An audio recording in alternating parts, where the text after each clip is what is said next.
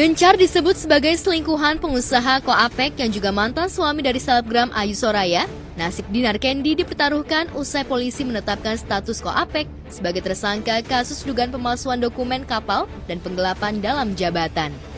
Penetapan tersangka pengusaha bernama asli Avandi Susilo alias Koapek itu atas laporan PT SBS yang kasusnya kini ditangani Polda Jambi.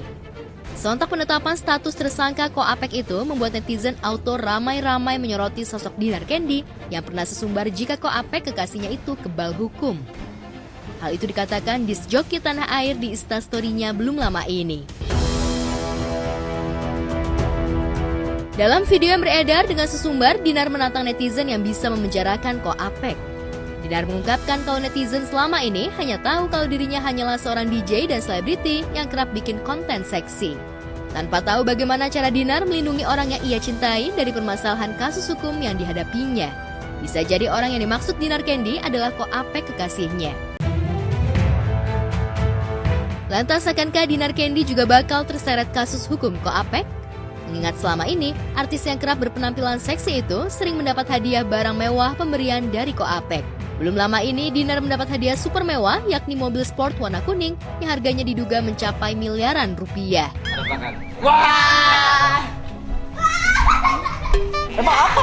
Oh, kamu endorsein aku terus dipakai, terus masukin Instagram. Iya, terus dibalikin lagi ke showroomnya. Oh, Bagus nggak? ayo, Endorse. Kamu senang? senang lah, ayo kita masuk. Gak ada GoPro ya, kamera nggak bisa masuk lah. Oh iya, bisa. Udah Iya, jadi. Pak. Sabar teh kayak ngomong aja. Masih ada waktu kok, aman kok. Gimana Ciro? Ayo kita jalan-jalan. Wah, nanti kita pergi ke Easy pakai ini ya Ciro. Seperti diketahui, hubungan Dinar dan Koapek sempat menjadi perbincangan publik. Keduanya menjalin hubungan saat Koapek masih menjadi suami sah dari selebgram Ayu Soraya. Kini Koapek dan Ayu Soraya sudah resmi bercerai sejak akhir 2023 lalu. Netizen pun menyebut Dinar sebagai pelakor rumah tangga Ayu dan Koapek. Maksudnya tuh kan gimana ya aku jelasinnya ya, emang awalnya dia yang ngejar aku kayak gitu. Ya terserah lah. Emang bener udah nikah, maaf nih. Kita lihat aja, aku nggak bisa statement sih ngomong kayak gitu.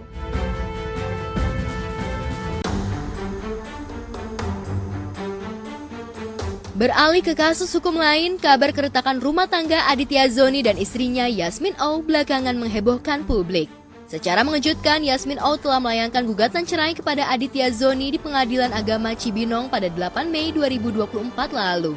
Atas gugatan cerai yang dilayangkan istrinya tersebut, secara eksklusif kepada tim Gospot, Aditya Zoni buka suara soal gugatan cerai Yasmin O itu. Lantas seperti apa kesiapan Aditya menghadapi persidangan cerainya itu? Kebetulan persidangan juga saya belum dapat undangan, gitu kan. Sampai hari ini belum dapat undangan. Nah, dari PN ya, PA Cibinong itu saya belum dapat. Melalui email juga belum dapat, melalui surat juga belum dapat. Jadi itu yang masih saya tunggu sih, Mas. Ada kemungkinan perubahan atau perbedaan alamat daripada alamat yang didaftarkan. Kalau memang itu yang terjadi, biasanya pada sidang pertama itu nanti hakim akan menanyakan apakah ada perubahan alamat pihak termohon. Selain itu, pihaknya juga menduga ada indikasi dari pihak Yasmin ingin agar sidang berjalan one strike tanpa kehadiran Aditya Zoni sebagai kliennya. Di sini Yasmin selaku istri dari Aditya Zoni itu kita ada bukti-bukti bahwasanya mereka mengetahui alamat existing Aditya Zoni. Jadi kalau misal dikasih ke pengadilan alamat yang berbeda dengan harapan persidangan ini dilakukan secara fair stake dengan ketidakhadiran Aditya Zoni karena undangan tidak nyampe, itu kayaknya kurang tepat ya. Diakui adik Amar Zoni itu kalau komunikasi dirinya dengan istrinya masih berjalan lancar. Ditanya soal hak asuh anak dan harta gono gini, Aditya Zoni enggan berkomentar terkait hal itu. Belum, nanti makanya kita fokus dulu ke persidangan pertama ini, bagaimana nanti. Ya pastilah kalau untuk ketemu anak harus ya, itu kan adalah hak saya juga. Ketemu anak saya gitu kan, itu hak saya. Cuma nanti kita lihat aja nanti di sana. Siap nggak siap harus dihadapin ya Mas ya. Jadi dari saya juga ya saya selalu berdoa lah yang terbaik lah untuk kita berdua, untuk anak kita gitu sih. Sementara itu, di tengah menghadapi gugatan cerai yang dilayangkan istrinya, Aditya juga tengah berkutat dengan kasus hukum lainnya yang menyeret namanya. Ia dilaporkan oleh seorang pria bernama Christopher ke polisi atas dugaan penggelapan dan penipuan sebesar 500 juta. Ditemani kuasa hukumnya, ia mendatangi Polda Metro Jaya untuk menanyakan kasusnya tersebut. Hari ini kita ke Polda Metro Jaya untuk nanya detailnya gimana lagi kasus saya yang 500 juta itu.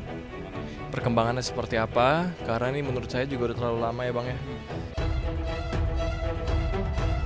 Diakui Aditya, kasus dugaan penggelapan itu mengganggu kehidupan serta aktivitasnya dalam bekerja, juga membuat reputasi dan namanya menjadi buruk.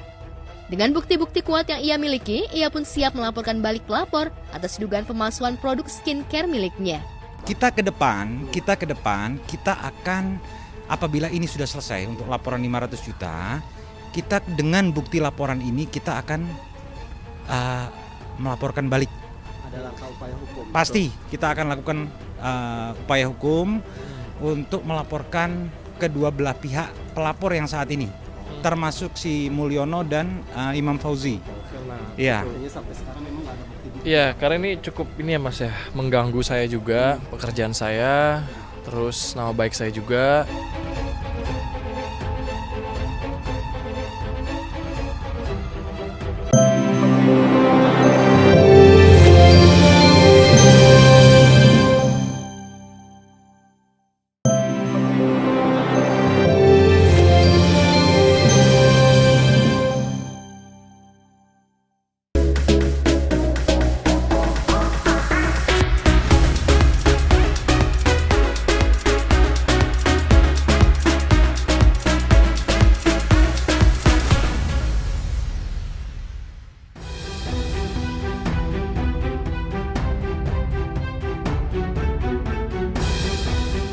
Pemirsa, selebgram Zoe Levana saat ini tengah jadi sorotan publik pasca dirinya mengunggah video konten saat dirinya tengah terjebak di antara bis Transjakarta.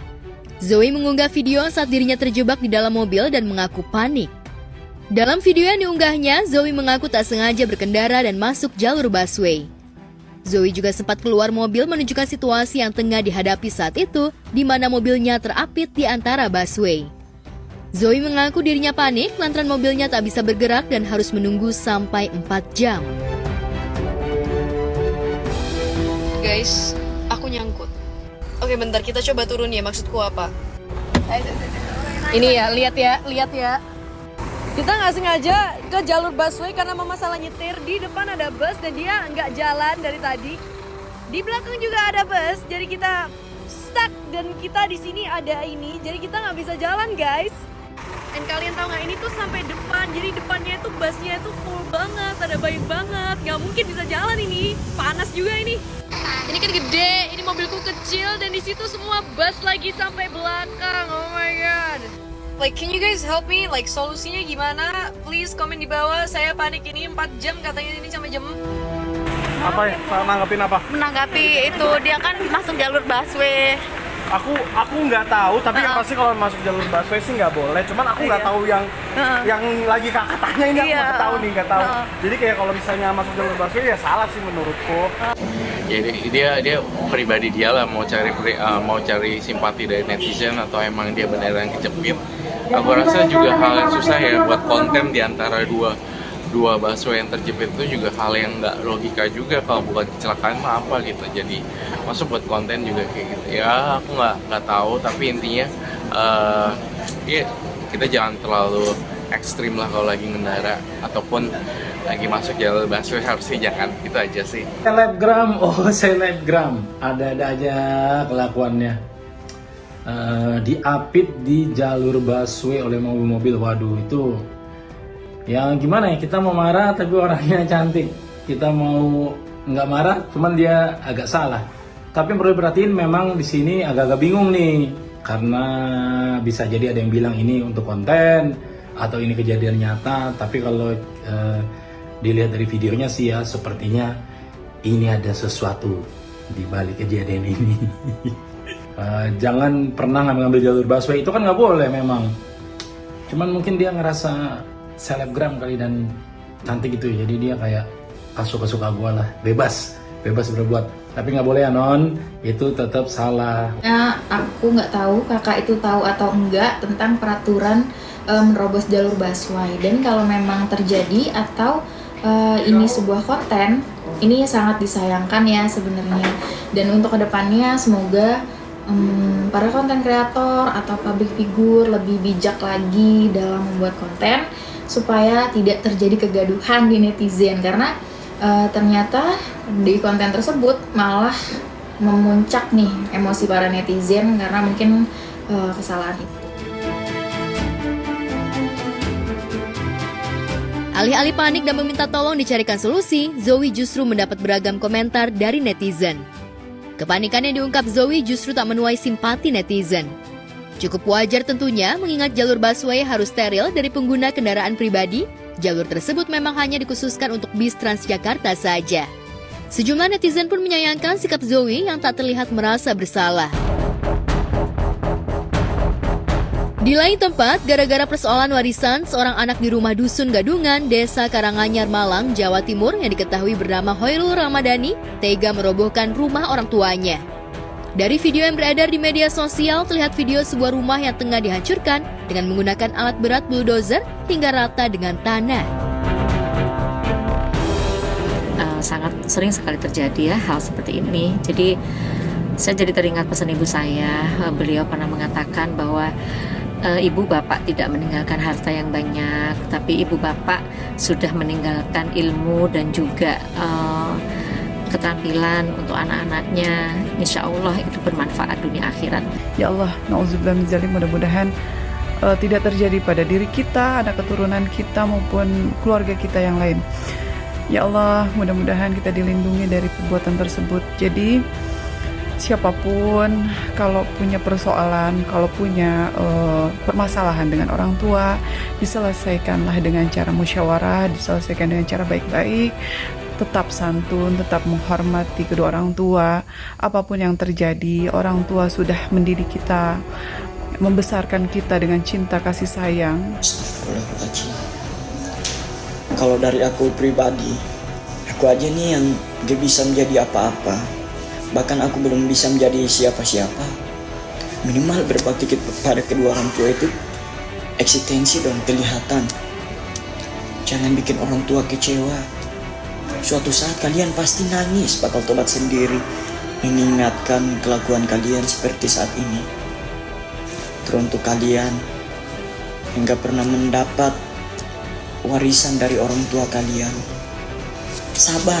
Sangat disayangkan sekali ya, itu rumah malah dirobohin gitu. Padahal kebanyakan untuk saat sekarang ini kita sebagai anak tuh ingin memberikan yang terbaik buat orang tua ya. Contoh ngasih rumah atau bangun rumah buat orang tua gitu. Nah dikarenakan itu katanya warisan ya dan harus dibagi 4. Ya itu kan bisa dibicarakan baik-baik gitu, nggak perlu dirobohin juga gitu. Dan di situ mungkin ada hak buat orang tuanya, ada hak buat saudara-saudaranya. Itu kan bisa dibagi rata, ya kan? Daripada sekarang malah dirobohin, terus ujung-ujungnya nggak dapat apapun, yang ada rugi. Dari keterangan video, peristiwa tersebut terjadi karena dipicu persoalan harta warisan. Awalnya Hoirul meminta dibuatkan rumah dan warisan, namun sang ibu Sugiyati menawarkan akan memberikan uang 25 juta rupiah kepada anaknya tersebut. Namun Hoirul merasa tak puas dengan apa yang didapat sehingga dengan tega memilih untuk merobohkan rumah yang ditempati ibunya tersebut. Video dan cerita tersebut menuai beragam komentar publik, banyak yang merasa miris dengan apa yang dilakukan Hoirul pada ibunya, bahkan ada yang menyebut Hoirul tidak bersyukur dengan rezeki yang didapat.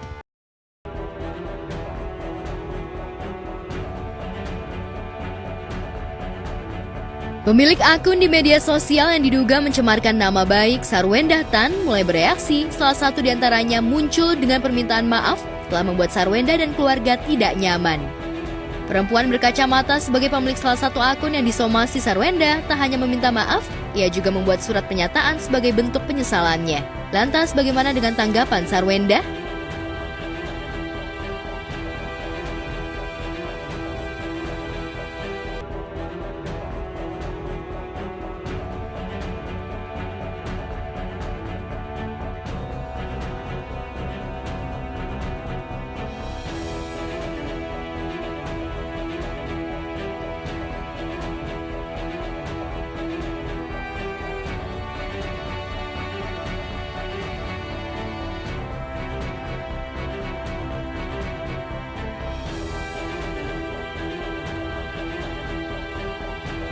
Sarwenda benar-benar kesal dengan ulah netizen yang mengusik keluarganya, sehingga membawa kasus ini ke jalur hukum. Sarwenda mengambil langkah tegas mempolisikan akun yang menudingnya memiliki hubungan spesial dengan Betran Peto. Kenapa gara-gara kalian saya harus, anak-anak saya harus seperti itu gitu. Makanya saya akhirnya bertindak karena ini udah bertahun-tahun dan dia juga bisa baca dan banyak teman-temannya juga.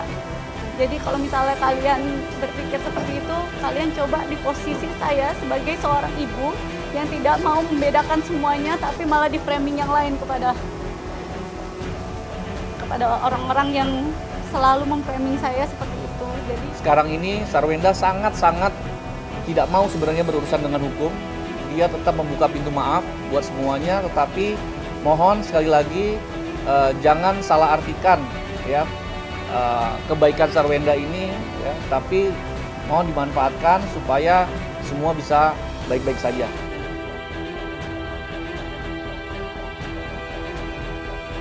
Langkah tegas yang dilakukan Sarwenda terbukti manjur. Salah satu dari akun hatersnya muncul dengan wajah memelas meminta maaf secara terbuka sesuai dengan permintaan ibu 3 anak itu. Dan setelah satu akun meminta maaf, akankah akun-akun yang lainnya melakukan sesuai dengan keinginan Sarwenda?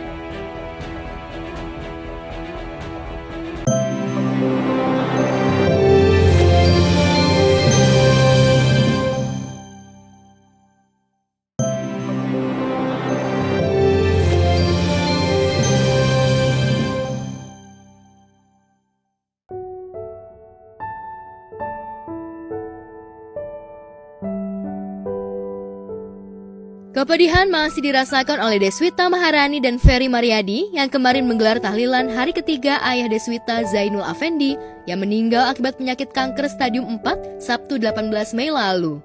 Acara tahlilan berlangsung hikmat dihadiri sejumlah keluarga dan sahabat dekat. Menurut Deswita, pihak keluarganya sepakat menggelar tahlilan di angka ganjil, yaitu 1, 3, 7, dan baru di angka genap pada tahlilan yang ke-40 hari. Sebagai anak, Deswita berharap keinginan terakhir ayahnya untuk bertemu ibundanya yang telah wafat 13 tahun lalu terwujud di alam keabadian. Sebenarnya kan memang kalau tahlilan itu lebih ke tradisi aja gitu.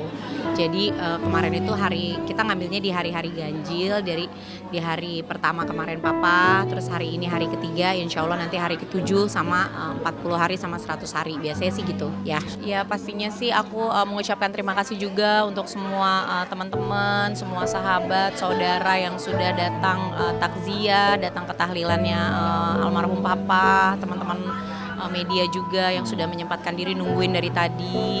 Terima kasih banyak untuk supportnya, untuk doanya. Semoga apa yang kita lakukan ini benar-benar bisa membawa papa, memudahkan papa melewati tidak ada lagi siksa kubur, nggak ada lagi siksa api neraka. Mudah-mudahan dilapangkan kuburnya, dimaafkan segala dosanya, dan cita-citanya dia pengen barengan lagi sama mama aku. Mudah-mudahan dia bisa sama-sama lagi sama mama aku. Amin. Karena memang selama 13 tahun dia bertahan gitu. Dia selalu berdoa mudah-mudahan nanti dia bisa sama-sama mama lagi gitu. Cinta matinya mama aku.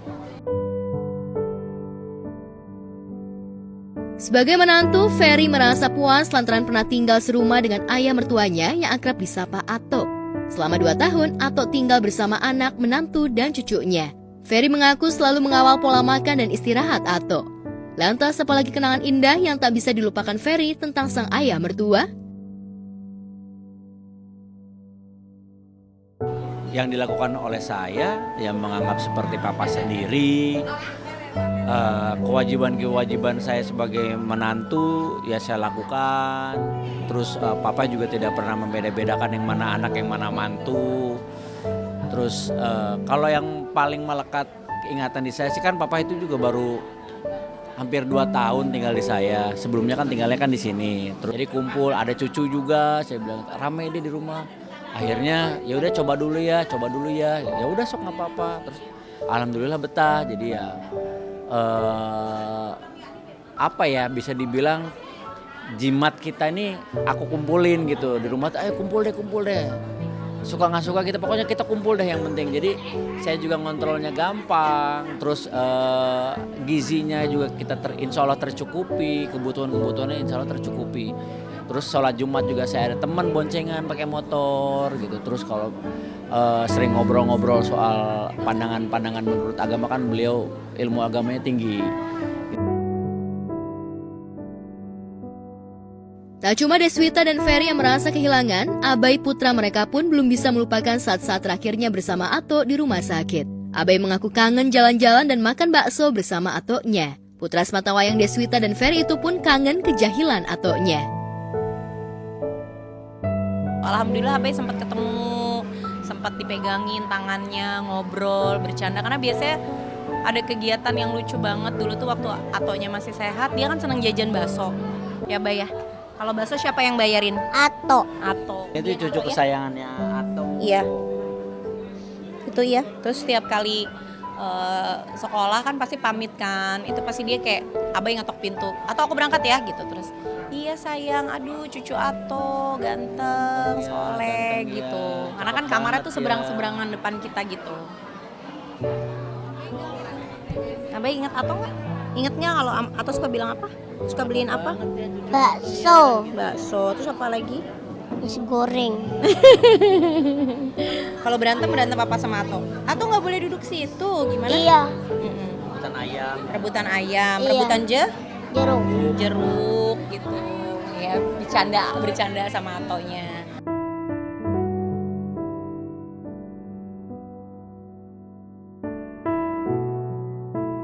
Duka mendalam juga dirasakan oleh komedian Abdul Rahim, pemeran Mas Indro di sitkom Tukang Ojek Pengkolan itu, kemarin kehilangan wanita yang telah melahirkannya ke dunia. Fatma bin Saleh, ibunda komedian yang punya nama lain Bogel Al-Katiri itu, meninggal dunia pada Selasa pukul 9:30 waktu Indonesia Barat akibat komplikasi penyakit yang dideritanya pasca berjatuh. Menurut Abdul Rahim, ibundanya yang sudah sepuh memang tak punya riwayat penyakit serius, namun setelah jatuh setahun lalu, kondisi ibundanya semakin memprihatinkan. Almarhumah menghembuskan nafas dengan tenang di rumahnya di kawasan Depok dan dimakamkan di TPU Kalimulya Depok petang kemarin. Itu kan umurnya sudah cukup tua ya, 89 tahun. Jadi setahun yang lalu sih itu sempat jatuh. Jatuhnya sudah lama sekali, udah lama. Kebanyakan kepala, benturan di kepala. Tapi alhamdulillah sehat. Masuk rumah sakit, keluar lagi tuh sehat, tidak ada patah sama sekali. Mungkin kalau dihitung ada kali 10 kali jatuh. Dan semenjak itu dia nggak bisa jalan, jadi tiduran aja. Dibawa ke rumah sakit nggak mau. Kalau terakhir dia agak dehidrasi, badannya panas, kita panggil lah, dan dikasih infus, kasih makan mau. Nah kemarin tuh mulai menurun lagi, kurang lebih ada sebulan yang lalu tuh. Terus baru kita tadi pagi mau panggil bidan, dicek sama dokter ternyata sudah nggak ada. Bagi Abdul Rahim, ibunya adalah sosok panutan. Meski sudah renta dan setahun terakhir tak bisa berjalan, ibunya tak pernah tinggal sholat dan selalu mengingatkan anak-anak dan cucu-cucunya untuk menjalankan ibadah tepat waktu. Jujur aja, saya tuh paling deket lah sama Umi, paling deket lah. Kalau ada apa-apa cerita ke Umi, saya nggak punya apa-apa cerita ke Umi gitu kan. Sampai dia adalah sosok ibu yang sangat sayang sama anak. Jujur aja walaupun dari kecil sampai gede, saya tolong tua, makanya saya belum bisa sebagai tolong tua saya, sama Umi. Kehilangan dari beliau, karena setahu saya beliau adalah anak yang paling peduli sama orang tua. Jadi kalau dia ada masalah kesehatan orang tua, dia selalu curhat sama saya gitu. Dan dia anak yang paling kalau ada berita tentang orang tuanya, dia pun lagi syuting bisa ditinggal sama dia gitu. Jujur aja saya kira, tapi ya udah, Allah lebih sayang. Innalillahi wa inna ilaihi raji'un.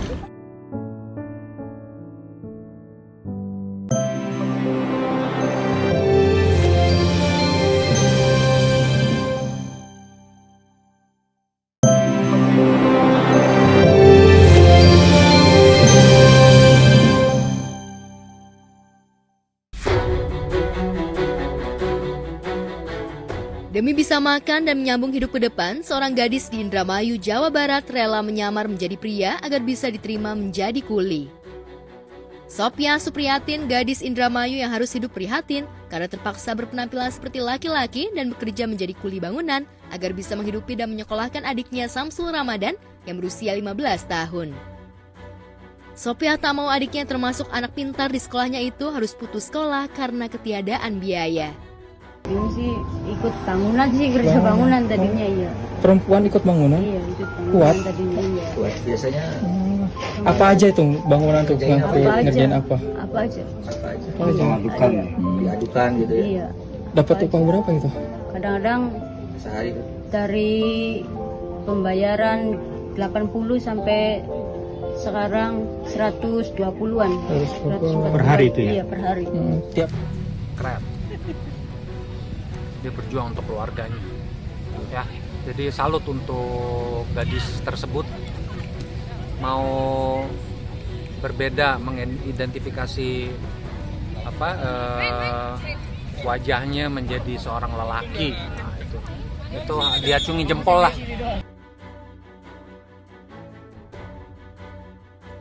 Dalam sejumlah berita dan video yang diunggah ke media sosial, dijelaskan bahwa ayah Sophia dan Samsul bekerja serabutan di Kalimantan, namun tak bisa mengirimkan uang untuk biaya hidup mereka. Sementara ibunda Sophia dan Samsul sudah lama meninggal. Karena keadaan, Sophia dan Samsul terpaksa tinggal di rumah bilik bambu yang dibangun di atas tanah pemerintah. Lalu benarkah setelah berita dirinya menyamar menjadi laki demi menjadi kuli viral, Sophia banyak menerima bantuan para dermawan? Ini lagi nggak kerja nggak ada sih. Pernah berapa hari nggak makan? Kadang pernah 2 hari. Iya. Kadang 3 hari tadi. Dia benar-benar rela banget untuk mengubah identitasnya demi seorang adiknya, untuk adiknya hidup mungkin hidup secara normal seperti anak-anak lainnya, sampai dia rela untuk menyesuaikan dirinya sendiri demi kebahagiaan orang lain. Itu nggak semua orang punya gitu, untuk prinsip yang kayak gitu, untuk sifat yang kayak gitu. Tapi untuk kakak itu aku benar-benar salut banget. And semangat terus untuk kakaknya, semoga rezekinya makin lancar dan bahagia selalu. Sementara itu, selebgram Siskae tengah harap-harap cemas menanti persidangan yang akan dihadapi terkait kasus produksi film porno di kawasan di rumah produksi di Jakarta Selatan. Gading Simanjuntak, kuasa hukum Siskae yang ditemui di Polda Metro Jaya mengungkapkan agenda pada hari Selasa kemarin adalah untuk menjalani pemeriksaan kesehatan di Kedokteran Kepolisian atau Dokpol serta pelimpahan tahap 2 di Kejaksaan Negeri Jakarta Selatan. Hari ini agendanya untuk pelimpahan atau tahap 2 ya. Kita nanti akan langsung ke Kejaksaan Negeri sebagaimana yang telah disampaikan oleh penyidik. Boleh ceritain Kak tadi prosesnya apa saja? Kesehatan aja Mbak. Siap. Mana anak? Belum. Gimana Kak sekarang sehat hari ini Kak? Semua diperiksa kesehatannya. 11. Berarti 11 sama Siskae ya. Nah, ini ada di sana semua tadi dan saat ini kita mau perjalanan ke Kejaksaan. Menilik dari penampilannya, Gading menegaskan jika kondisi Siskae dalam keadaan baik-baik saja, bahkan cenderung ceria. Sebab itulah sebagai tersangka siap menjalani pemeriksaan di Kejaksaan Negeri atau Kejari Jakarta Selatan. Kondisi Siskae sampai saat ini tadi saya bercerita dia ceria, dia bahkan menyampaikan salam buat semua teman-teman media yang peduli terhadap kasus hukumnya Siskae. Sambil menunggu 20 hari ke depan sebelum P21, ia dan kliennya berupaya melakukan penangguhan penahanan. Langkah ini dilakukan sebab pada awalnya polisi menangkap 11 tersangka dalam kasus rumah produksi film biru. Namun hanya Siskae yang ditahan. Akan tetapi, setelah dilakukan pengembangan, polisi juga melakukan penahanan terhadap tersangka lainnya. Pihak Polda Metro Jaya, Tipit Siber telah melimpahkan ke Kejaksaan. Hari ini telah diserahkan dan nanti akan dilakukan penahanan di Rutan Pondok Bambu.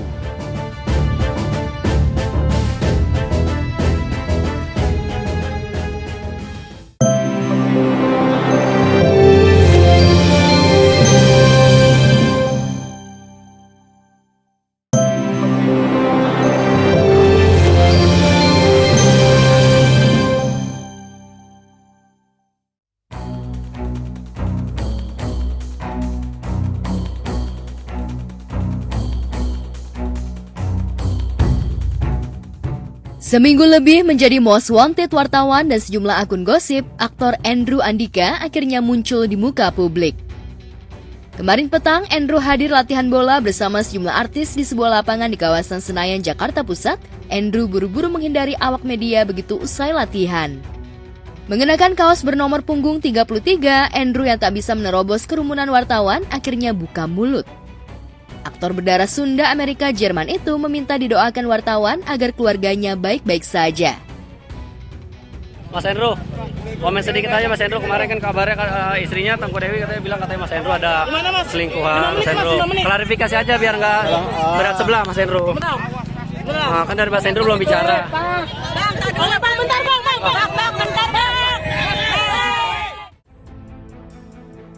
Sempat berusaha santuy menyikapi pertanyaan awak media, Andrew nampak membelalakan matanya saat tim Star Pro menanyakan hubungannya dengan Soraya Rashid, salah satu wanita yang diduga menjadi selingkuhannya. Seperti diberitakan sebelumnya, Tengku Dewi, istri Andrew, sudah kadung menyebarkan rekaman percakapan teleponnya dengan Soraya Rashid yang menegaskan bahwa Andrew sempat ke rumah Soraya Rashid pasca meninggalkan Tengku Dewi dalam keadaan hamil 7 bulan.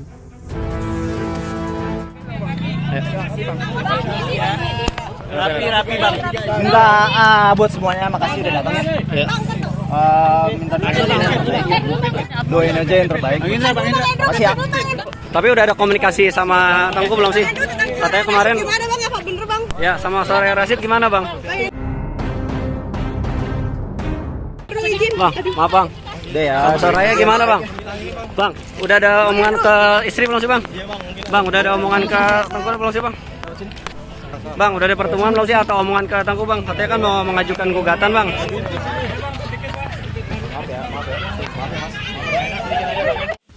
Hingga kini, Andrew belum pulang ke rumah meski Tengku Dewi terus mencari keberadaannya lewat media sosial dan sejumlah sahabat yang peduli pada nasib keluarganya. Meski sempat emosi dan meminta Andrew meninggalkan rumah, Tengku Dewi yang bertekad menggugat cerai Andrew pasca melahirkan, tak mau ayah dari anaknya hidup luntang-lantung seperti yang diungkapkan Soraya Rashid. Lantas sampai membuat Andrew seolah pantang kembali pulang ke rumah? Blunder nih Bang Andrew, izin. Bang Andrew, udah ada komunikasi belum sih bang? Udah komunikasi sama mungkin dari sama istri bang. Rashid sama istri sendiri Bang Andrew, izin. Sorry ya guys. Bang Andrew berarti sekarang di mana Bang Andrew? Udah ketemu anak-anak. Aku udah berapa hari di Sanaya Bang Andrew. Gini beb. Jujur aja, mendingan jujur daripada nanti buktinya kakak up di media. Jangan di up gitu kak, gimana bisa loh kak? Akhirnya berantem gede. Ya seperti itu maksudnya. Aduh aku hilaf apa segala macam. Tapi itu jadinya jadi bom waktu ya. Selain Soraya Rashid, Andrew juga dikabarkan selingkuh dengan mahasiswi bernama Farah Fardilah Kamil. Yang lebih dikhawatirkan Tengku Dewi adalah hubungan Andrew dengan Soraya. Terlebih Soraya Rashid belum lama ini memutuskan hubungannya dengan Bian yang sempat digembar-gemborkan bakal menjadi suaminya. Bang, udah balik ke rumah belum sih bang untuk ngomongin masalah ini bang ke Tengku Dewi bang? Mendingan kamu ngaku sekarang daripada rame. Aku soalnya punya bukti. Deket kayak gimana ya kak? Aku nggak pernah sama sekali deket yang gimana. Ya udahlah beb. Makin blunder nih Bang Andrew, mungkin mau ada penjelasan apa Bang?